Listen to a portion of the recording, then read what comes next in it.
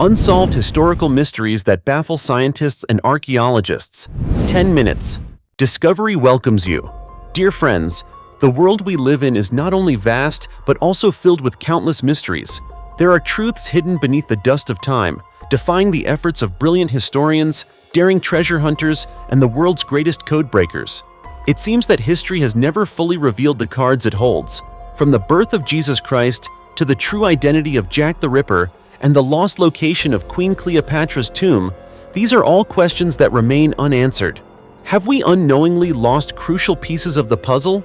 Or were the clues humanity once held too vague and unconvincing to form a solid conclusion? And that's not all. There are hundreds, even thousands of other mysteries. Strange disappearances, civilizations that vanished without a trace, and phenomena that have never been explained in any reasonable way. They linger like shadows within the flow of history, challenging our curiosity and imagination.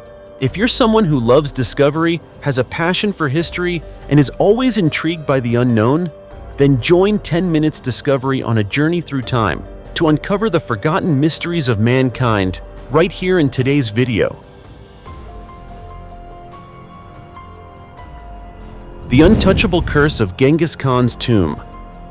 For nearly 800 years, the tomb of Genghis Khan, the legendary Great Khan of the Mongols, has remained one of the greatest mysteries in world history, protected by a curse that has kept it untouched and undiscovered. The legend of this curse has been passed down from generation to generation, deterring countless archaeologists and explorers from venturing near what is believed to be the most secretive burial site in the world. Genghis Khan was not only the founder of the largest empire in history, but also a symbol of power and enigma. The story of his tomb only deepens the fascination and curiosity that surrounds his legacy. In 2002, an American archaeological team made a shocking announcement. They claimed to have found the mysterious tomb of Genghis Khan. The team conducted studies and surveys in an extremely remote area hinted at by ancient legends and historical records, a place that had never been extensively excavated. As the team withdrew from the site, they discovered a wall stretching nearly 2 miles surrounding what was believed to be the tomb. To their horror, the wall suddenly released a swarm of venomous snakes, forming a deadly natural barrier that no one could easily cross. This phenomenon seemed far from coincidental. It was perceived as a clear warning that the Great Khan's tomb was fiercely protected, allowing no intrusion. According to legend, before his death in 1227, Genghis Khan issued an absolute decree forbidding anyone from revealing the location of his final resting place. This was meant to prevent enemies and grave robbers from desecrating his tomb. The order was strictly enforced by loyal soldiers and the local community, making any attempt to locate the tomb a perilous and daunting journey. Some stories claim that the entire burial guard was executed to protect the secret, sealing the tomb's location as an untouchable vow. The curse and the deadly serpent barrier are believed to be part of a mystical defense system, not only deterring physical intrusion, but also conveying a spiritual message that the Great Khan's sanctity must be preserved at all costs, even human lives. Researchers believe that generations of Mongolians have used natural elements such as venomous snakes, treacherous terrain, and oral secrecy to keep the tomb safe through the centuries. This may explain why, after nearly 8 centuries and countless expeditions from around the globe, the true location of Genghis Khan's tomb remains unconfirmed.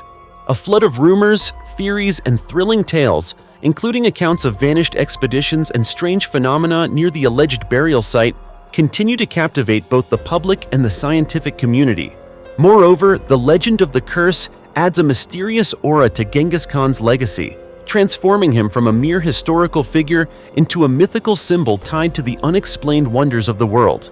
Many believe that concealing the tomb not only protects his remains, but also preserves the secrets of his power, wisdom, and the culture of a once mighty empire.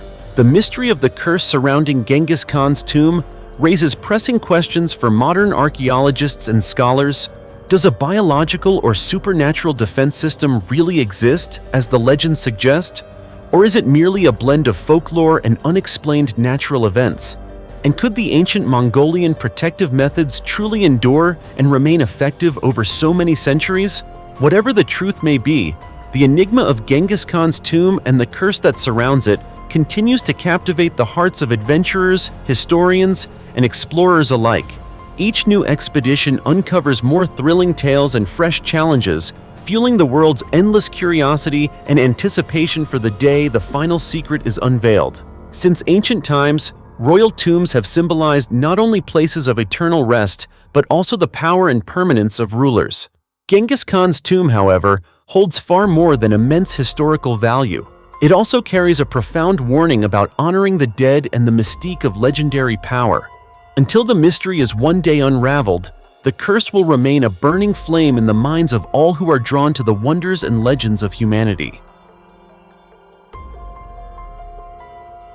The mystery of the Green Children of Woolpit: aliens, parallel worlds, or a bloody truth? On an unclear day in the 12th century, in the quiet countryside of Suffolk, England, a strange event occurred that not only bewildered the villagers of the time, but has continued to spark countless theories ever since.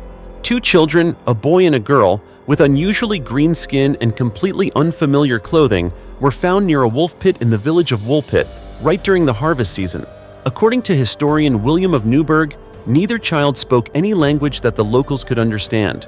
No one knew where they had come from. They had no parents with them, and their behavior was both strange and pitiful. Even more puzzling was that they refused all food offered to them for several days, until someone tried giving them raw beans. Strangely, only upon seeing the beans did the children show hunger and begin to eat eagerly, as if that were the only food they had ever known. Over time, as the children received care, the girl began to eat other foods like bread and vegetables. The boy, however, was weaker and sadly passed away not long afterward. The girl survived, was baptized, and eventually given the name Agnes. As time went on, the green tint in her skin faded, and she gradually learned to speak English. When she was old enough to express herself, Agnes shared a haunting story. She and her brother came from a land where there was no sunlight, only a dim, greenish twilight that bathed the entire landscape. She called this place St. Martin, a name that no one had ever heard before, but one that led many to speculate it could be a parallel world, or at least a place completely separated from the rest of England. From that point on, numerous theories emerged. Some believed that the wolf pit where the children were found was actually a secret gateway to another dimension, a parallel universe coexisting with ours but hidden behind physical boundaries that humans cannot yet cross. Others speculated that the children were beings from another planet who had somehow traveled or been trapped on Earth through some unknown form of teleportation far beyond modern science. However, amidst the supernatural and fantastical theories, a modern scholar named Paul Harris offered a different perspective, more grounded but no less tragic. According to Harris, around the year 1173, during the reign of King Henry II, England was going through a time of great upheaval. The king had ordered the mass persecution and execution of immigrants from the Netherlands, leading to bloody clashes and the destruction of several small villages. Harris believes the children may have come from a village called Fornham St. Martin, located just a few miles from Woolpit. After their village was attacked and their parents killed, the children likely wandered into the Thetford forest, surviving on whatever they could find. Living deep in the woods, malnourished and exposed to harsh conditions, they may have developed severe anemia, a condition that can cause the skin to appear pale or even greenish in tone. While hiding or attempting to escape, the children could have stumbled into an ancient flint mine, an underground system dating back more than 4,000 years to the Stone Age. It was likely through this system of tunnels that they unknowingly emerged near the wolf pit in Woolpit, where the villagers first found them. Whether viewed as a wartime tragedy or a mythical legend, what keeps the story alive to this day is the mystery it leaves behind. How can the change in their skin color be explained over just a few years? Did the strange green light Agnes described truly exist? Or was it merely the blurred memory of a child who had spent her early years underground, never having seen the sun? Whatever the truth may be, the mystery of the Green Children of Woolpit remains one of the most unusual tales in English history, a question without an answer, a door that has never been fully opened. Lady Be Good, the missing plane, found after 17 years and a desperate journey across the deadly desert. On April 4, 1943, during its first bombing mission targeting Naples, Italy, a B-24D heavy bomber named Lady Be Good took off from Salich Field Air Base in Libya. It was not only the aircraft's first combat flight, but also the first mission for its entire 9-man crew. Young men full of energy and determination, unaware that this would be a flight with no return. As other planes in the squadron gradually made their way back to base after the mission, Lady Be Good vanished without a trace. There was no distress signal, no final message, and no wreckage found. Everyone assumed the aircraft had crashed into the Mediterranean Sea. A large-scale search was launched, but all efforts failed. The plane seemed to have disappeared into the night sky without leaving a single clue. As time passed, the disappearance of Lady Be Good faded into obscurity, remembered only in military reports stamped unexplained. Then in 1958, exactly 15 years after the plane vanished, a British oil exploration team, while conducting aerial photography, accidentally discovered the wreckage of an aircraft in the remote Libyan desert, hundreds of miles from the sea. When a ground team reached the site, they confirmed it was Lady Be Good. Though broken apart and worn by time, most of the aircraft remained surprisingly intact, preserved by the desert's dry, scorching climate. Even more astonishingly, some equipment in the cockpit, such as the radio and compass, still functioned, as if the plane had landed only days earlier. But what shocked the team most was not the state of the aircraft, it was the complete absence of the crew. Not a single body was found near the wreckage. No signs indicated that the crew had died at the crash site. The mystery only deepened. It wasn't until 1960, 2 years after the initial discovery, that another survey provided answers. Scattered across the desert, more than 80 miles from the crash site, the remains of 8 of the 9 crew members were found. Alongside their skeletal remains were personal items: pilot goggles, watch straps, shoes, and most importantly, a handwritten diary miraculously preserved, belonging to co-pilot Robert Toner. The diary became the final piece in reconstructing the heartbreaking tale of their desperate struggle to survive in the deadliest of places. According to Toner's notes, after a navigational error, the crew believed they were flying over the Mediterranean when in reality, they had overshot their base and flown deep into the African interior. When their fuel ran out, they bailed out of the aircraft, unaware that they were parachuting into the Libyan desert, just a few hours' flight from home, but in a place devoid of water, food, or any signs of life. Toner documented each day, each step the group took. The 8 surviving members initially set off together, heading north in hopes of finding civilization. They managed to travel over 85 miles in extreme heat, with no water and only a small emergency ration of food. Gradually, their bodies gave out. 5 men collapsed and perished. The remaining 3 pushed on, but ultimately they too were overcome by the harsh elements. One man, machine gunner Vernon L. Moore, was never found. His fate remains a mystery to this day. Their harrowing journey is more than the story of a missing plane. It is a profound tragedy of navigational error, of human endurance in the face of death, and of the cruel silence of nature. The incorruptible body of Master Huineng, a historical miracle from the Tang dynasty. Master Huineng, the most revered Zen master in the history of Chinese Buddhism during the Tang dynasty, is remembered not only for his profound teachings and path to enlightenment, but also for a mysterious and awe-inspiring phenomenon, his incorruptible body.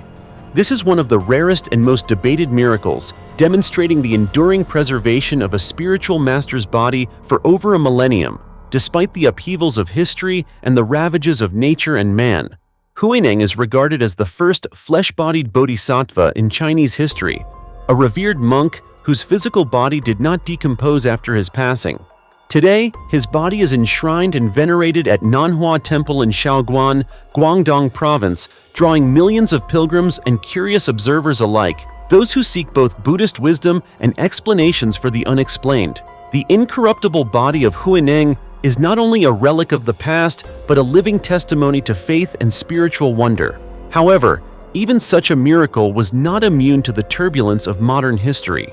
In the 20th century, during China's Cultural Revolution, this sacred body faced its greatest threat. At that time, movements aimed at eradicating superstition and dismantling traditional values deemed counter-revolutionary swept across the nation. Religious monuments, sacred sites, and even holy relics were not spared. The Red Guards, zealous youth assigned to purge society of what they considered witchcraft and superstition, targeted symbols of spiritual devotion. In this hostile atmosphere, Master Huineng's incorruptible body became a focus of suspicion and destruction. One group of Red Guards, believing the preserved body to be nothing more than myth or fabrication, struck his chest with sledgehammers to expose the deception. But what they witnessed stunned them beyond imagination. The master's body remained astonishingly intact. No signs of decay, no deep internal damage, save for a small dent where the hammer struck. Remarkably, his internal organs and tissues had remained preserved, as though time itself had stood still within his flesh and bones. The sight overwhelmed those present, leading many to fall to their knees in reverence, offering deep respect and awe to the great master. That moment became a powerful testament to the enduring human faith in spiritual strength and the mystery of Buddhism, shaking even the most hardened skeptics' beliefs. The story of Master Huineng's incorruptible body is not just a mysterious occurrence, it raises profound questions for both science and spirituality. How can a human body remain preserved for nearly 1,200 years? Were there special environmental conditions at play? Or were there spiritual practices involved that modern science has yet to understand? This phenomenon has attracted the attention of researchers and scholars from around the world. Beyond scientific intrigue, the incorruptibility of Huineng's body also highlights the rich cultural and historical values of the Tang dynasty. Master Huineng was not only a religious figure, but also a symbol of enlightenment, of the Buddhist path to liberation from suffering and ignorance. The preservation of his body through countless historical trials offers humanity a rare glimpse into the intersection of faith, tradition, and science. Moreover, Huineng's incorrupt body remains a living testament to the power of belief and spiritual integrity. Helike, the city swallowed by the sea in a single night, and the mystery of the Greek Atlantis. When people think of civilizations buried by natural disasters, Pompeii often comes to mind. Buried under volcanic ash, or Atlantis, the legendary city said to have sunk beneath the ocean waves. But few know that before the catastrophe of Pompeii and shrouded in the mist of the Atlantis myth, there was a real ancient Greek city that vanished overnight, Helike. As the powerful capital of the Achaean League, Helike was once a major religious, cultural, and economic center, especially renowned for its grand temple dedicated to Poseidon, god of the sea. Ironically, it was this very devotion that some believe led to the city's downfall, swallowed forever by the earth and sea, possibly by the very god they worshipped. According to the ancient Greek writer Pausanias and records dating back to the 4th century BCE, one winter night in 373 BCE, a massive earthquake struck, destroying the city's foundations. Immediately afterward, a devastating tsunami surged in from the Gulf of Corinth, wiping out everything that remained. In just a few short hours, the entire city, its temples, homes, and people, was dragged to the bottom of the sea. By morning, the once thriving city had become a calm, lifeless expanse of water. The only survivors were travelers who had been away from the city that night. To them, Helike was not just a terrifying memory, but a stark warning from both nature and the gods. For centuries after, Helike faded into legend. No ruins were found, no accurate maps existed, and little evidence remained to prove it was ever a part of ancient Greece. Some medieval scholars even suggested that Helike was the inspiration for Plato's Atlantis, a city swallowed by the sea, lost due to its pride and sins. It wasn't until the 19th century that explorers and archaeologists began searching for Helike. Despite their efforts, all attempts ended in failure, and many came to believe that the city had been lost to the sea forever, surviving only in faint descriptions in ancient texts. But history has its own way of resurfacing. In 1861, while building a railroad near the area of Aegio, workers discovered several ancient coins bearing the image of Poseidon's head. These coins, dating back to Helike's golden age, provided the first concrete clue that the city was more than just a myth. Still, it would take more than a century before the mystery truly began to unravel. In 2001, Greek archaeologists Dora Katsanopoulou and Stephen Soter finally identified the exact location of the lost city. Their geological and archaeological surveys stunned the scientific community. They found that Helike lay buried beneath layers of mud and gravel in a sunken area near the coast, just a few miles from the present-day Gulf of Corinth. Thick sediment layers confirmed a major earthquake had occurred, followed by land subsidence and a tsunami, matching Pausanias' account from over 2,000 years ago. The team also uncovered remains of houses, roads, and ancient structures, preserved almost intact beneath the ground, as if frozen in the moment they were buried. Helike is more than just an archaeological site.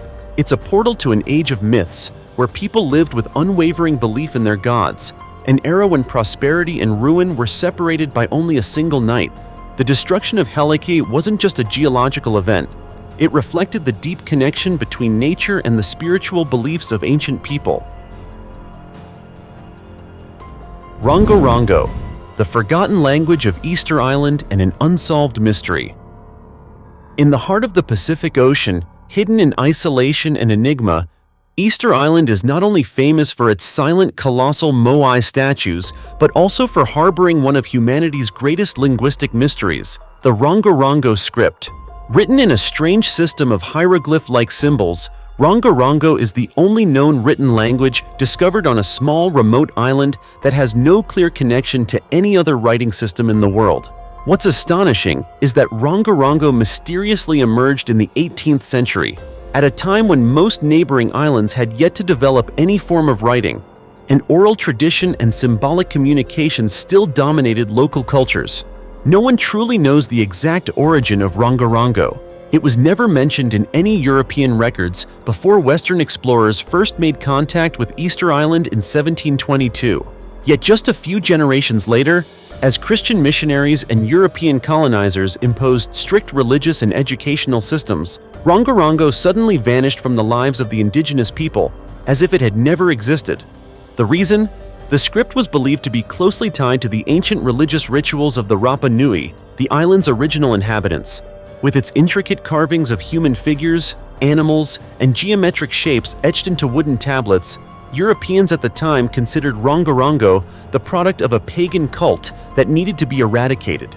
Under pressure from the Catholic Church, most of those who still knew how to read Rongorongo were forced to abandon their ancestral language, leading to its rapid and near-total extinction. What makes Rongorongo truly remarkable is not just the mystery of its disappearance, but also the unique way it was written. Unlike typical scrolls or stone inscriptions, Rongorongo texts were carved onto long wooden tablets in a style known as reverse boustrophedon, a method where the first line is read from left to right, the next from right to left, and so on. To follow the sequence correctly, the reader must rotate the tablet vertically, making the content even more difficult to decipher. To this day, no Rongorongo inscription has been fully understood. Linguists from around the world have spent decades analyzing the symbols, counting frequencies, comparing signs to local rituals, names, and folktales, yet every decoding attempt ends in the same invisible wall of silence. One of the biggest obstacles to deciphering Rongorongo is the complete absence of surviving readers. There are no dictionaries, no bilingual translations, no oral traditions passed down. Everything we know today comes from just 26 surviving wooden tablets, most of which are scattered across museums in London, Santiago, Berlin, and Hawaii.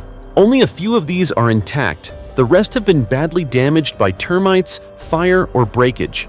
At one point, it was theorized that Rongorongo was not a true writing system, but merely a set of ceremonial symbols.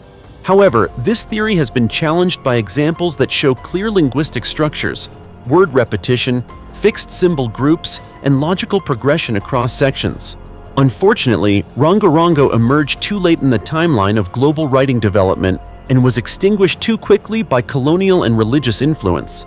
It left behind too few clues to allow for comprehensive analysis. If the theory is true that the Rapa Nui independently invented this writing system, they would join a very rare class of civilizations in human history, like the Sumerians, Egyptians, Chinese, and Maya, who developed written language entirely on their own. But if Rongorongo was not indigenous in origin, then who brought it here, and why did it appear in only one place before vanishing without a trace? Today, Rongorongo is not just a mysterious set of symbols. It stands as a symbol of intellect, belief, and cultural loss. It reminds us that not every mystery of humankind can be solved by modern science or technology. Sometimes, what is lost with memory remains only as silent carvings on wood, a whisper from the past that may never be heard again. And Rongorongo is exactly that whisper, a mystery not written to be understood, but to remind us of what once existed and has been forgotten. Bella in the Wych Elm, a chilling mystery hidden in the heart of England for over 75 years. One spring afternoon in 1943, deep in the quiet woods of Hagley in Worcestershire, England, four boys, Bob Farmer, Tommy Willits, Robert Hart, and Fred Payne, went searching for bird nests in a dead wych elm tree on the abandoned grounds of the old Cobham estate. None of them could have imagined that their innocent childhood adventure would accidentally uncover one of the most disturbing and enduring mysteries in British criminal history. As he climbed the rotting tree, Bob Farmer noticed something round protruding from the hollow trunk. Curious, he poked it with a stick, only to discover a human skull, with some strands of hair still attached and teeth mostly intact. Horrified, the boys swore to keep the discovery a secret, but like all terrifying secrets, it couldn't stay buried for long. Tommy Willits, unable to bear the pressure, eventually confessed to his father, and not long after, the local police launched an investigation. They excavated the entire tree and found the decomposed remains of a woman. Her skull, torso, and lower limbs were still inside the hollow trunk, while one of her hands had been detached and was discovered some distance away. On her other hand, a gold wedding ring remained, a rare clue suggesting the woman may have been a wife, possibly a mother, and certainly someone who had once lived a normal life before meeting a terrible end. Forensic analysis determined that the woman was about 35 years old, had given birth at least once, and had likely died around a year prior to the discovery. The most chilling conclusion was that she had not been placed in the tree post-mortem. Instead, she may have still been alive, forced into the tight, hollow trunk where she died alone, suffocating in darkness and despair. Investigators also found a piece of taffeta fabric in her mouth, possibly used to gag her or hasten her death by suffocation. That's when the real mystery began. No missing person reports matched her description. No identification, no witnesses, no name, just a skeleton and a storm of unanswered questions. Then in 1944, as the case seemed to be fading from public memory, a chilling message began appearing as graffiti on walls across Birmingham. Who put Bella in the Wych Elm? The phrase showed up repeatedly in various locations, a haunting reminder that the victim had a name, Bella.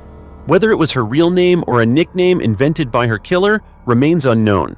Public interest surged again, and the case became forever known as Bella in the Wych Elm.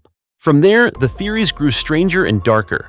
Some believed Bella was a German spy executed during World War II after being exposed as a Nazi agent. Others suggested she was the victim of an ancient occult ritual, that she had been sacrificed in a pagan ceremony, sealed in a tree as part of a spiritual binding to prevent her soul from returning to the living world. Conspiracy theories ranged from serial killers and human trafficking rings to covert operations involving secret organizations. None of these theories have ever been definitively proven or completely ruled out. More than 75 years have passed since that day in the woods. Though the police long ago closed the case, the name Bella continues to live on in the minds of those fascinated by unsolved crimes. She is no longer just a victim. She has become a symbol of the forgotten, the nameless women who vanish from history, remembered only by names given to them by strangers. People say the most terrifying thing is to die without anyone knowing who you are. And Bella is the clearest example of that fear come to life. The Bella in the Wych Elm case is not just a ghost story. It's a solemn reminder of how time can erase even the existence of a human being in near complete silence. Until the question, who put Bella in the Wych Elm, is finally answered, this mystery will continue to haunt not only England, but also anyone brave enough to seek the truth behind it. The fall of the Minoan Empire, when volcanoes and mythology intersect. Over 3,500 years ago, a magnificent Bronze Age civilization flourished on the island of Crete, the Minoan Empire, one of the earliest and most advanced civilizations in ancient Europe. The Minoans were famous not only for their splendid palaces like the Palace of Knossos, but also for the fascinating stories of King Minos, the mysterious labyrinth, and the Minotaur monster in Greek mythology. However powerful and prosperous it seemed, this empire was not immune to the fate that befell many ancient civilizations. A sudden and mysterious disappearance.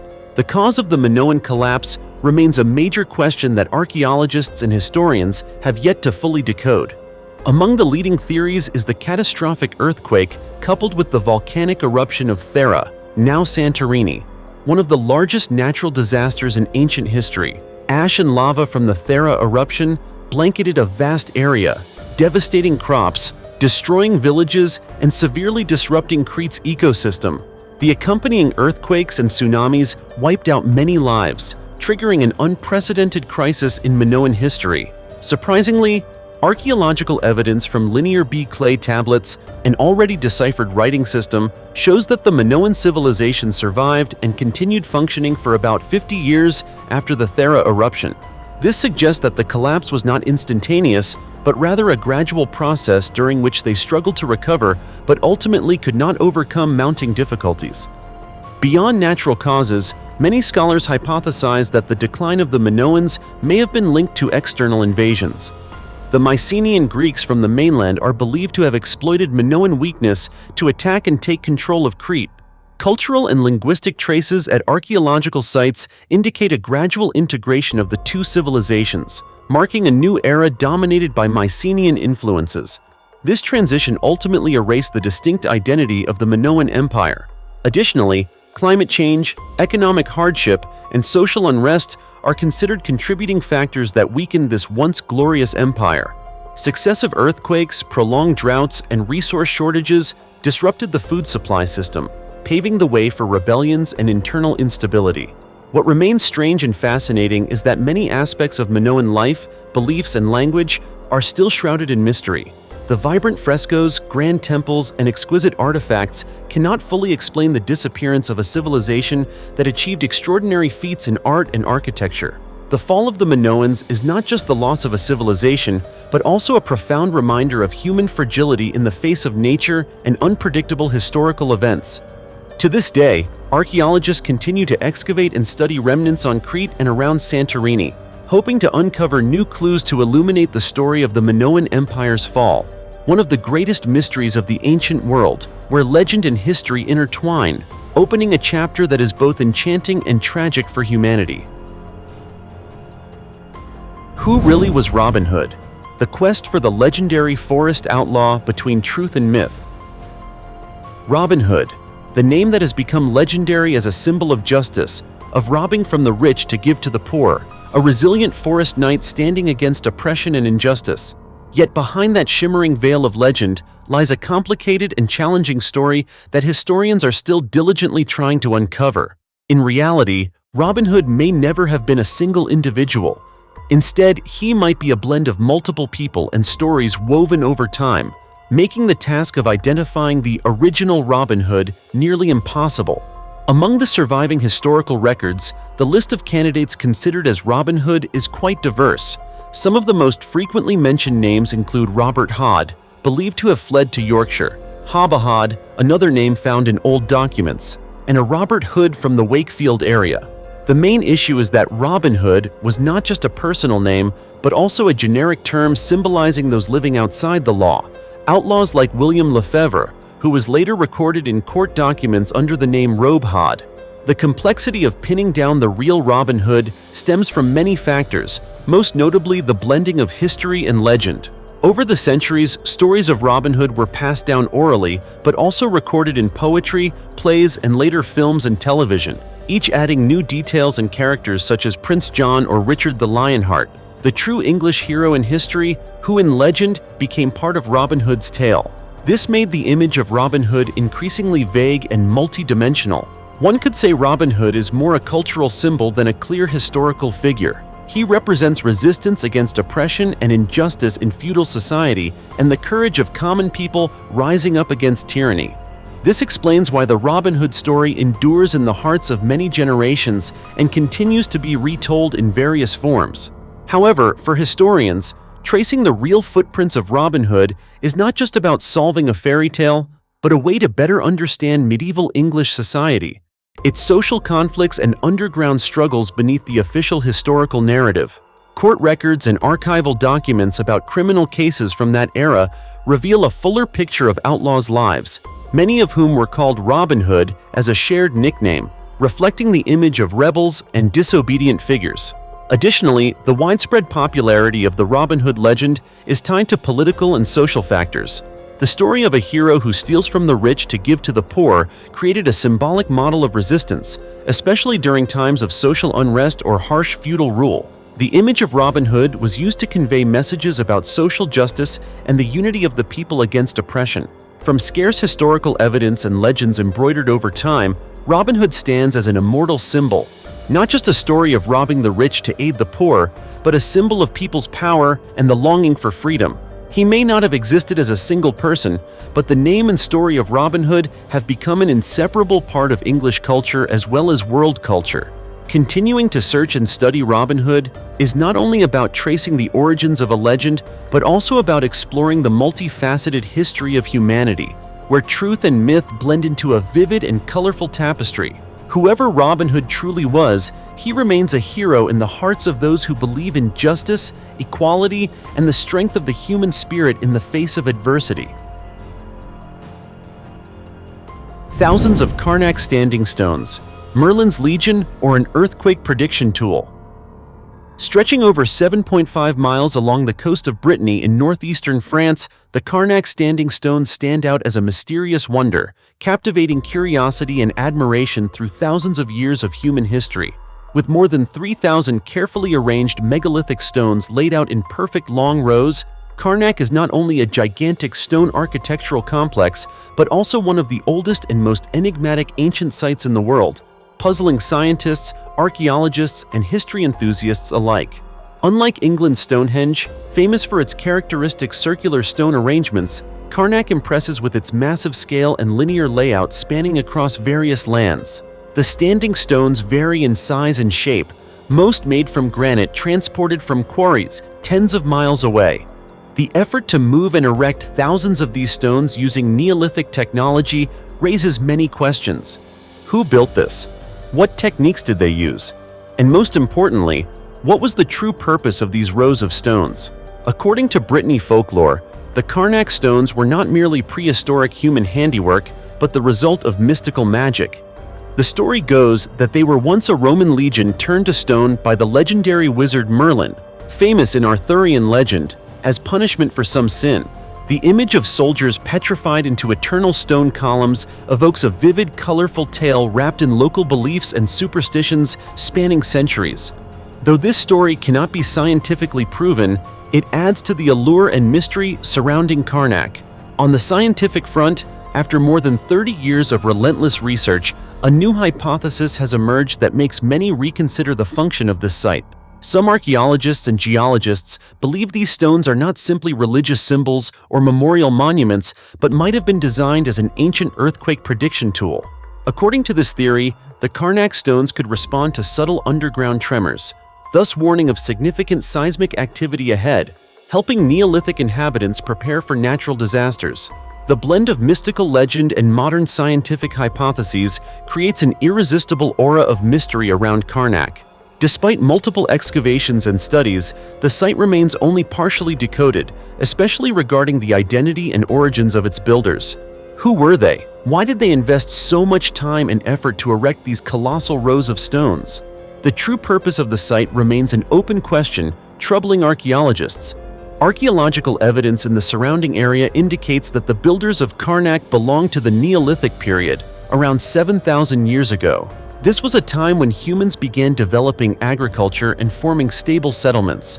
The construction of such massive stone rows demonstrates a highly organized society with complex building and stone transporting techniques far surpassing many contemporary civilizations.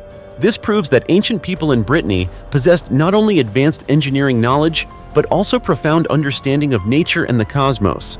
Moreover, Carnac is considered a special archaeological site potentially connected to astronomical phenomena. Some researchers believe the stones were aligned with the rising and setting positions of the sun, moon, or significant constellations, essentially forming a giant megalithic astronomical calendar that helped ancient people mark seasons and important yearly events. However, these hypotheses still require more convincing evidence. In fact, after thousands of years, the Carnac stones still stand firm, witnessing countless changes of history and nature.